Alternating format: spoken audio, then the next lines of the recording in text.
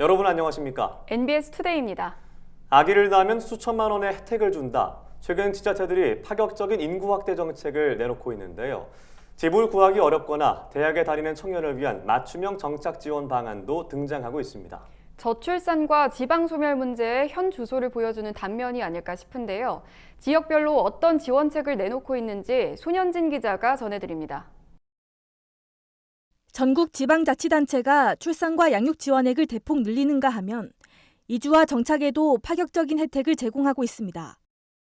충북 제천시는 올해부터 전국 처음으로 결혼과 출산, 주거의 연계 지원에 나섰습니다.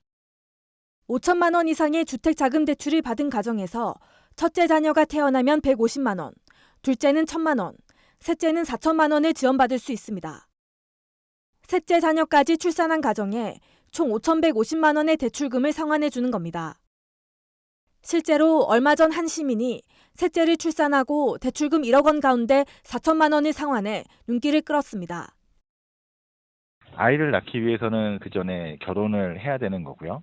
결혼을 하는 데 있어서 주택 문제가 상당히 좀 중요한 문제로 작용을 하고 있어서 주택에 대한 고민, 결혼에 대한 고민, 출산에 대한 고민 이 세 가지를 해결해 드린다는 의미로 지역민이 출산할 때마다 현금을 지급해온 지자체들은 지원액을 높이고 있습니다.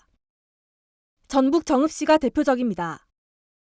오는 7월부터 출산 축하금을 상향해 출산 첫째와 둘째는 각각 200만 원과 300만 원, 셋째는 500만 원, 넷째 이상은 1,000만 원을 지급하기로 했습니다. 인천시에서 가장 많은 지원금을 주는 강화군은 지난 1월부터 출산 지원금을 300만 원씩 인상해 넷째 아이부터는 2천만 원을 지급하고 있습니다. 제주도는 지난해까지 둘째 자녀 이상 출산에 200만 원을 지원했지만 올해부터는 200만 원의 지원금을 5년 동안 총 1,000만 원 지원하기로 했습니다. 지역에 전입 신고한 대학생의 정착을 유도하는 지자체도 늘고 있습니다. 전북 익산시는 전입 대학생과 대학원생에게 한 명당 최대 100만 원을, 전남 순천시는 50만 원 상당의 순천사랑 상품권을 주고 있습니다.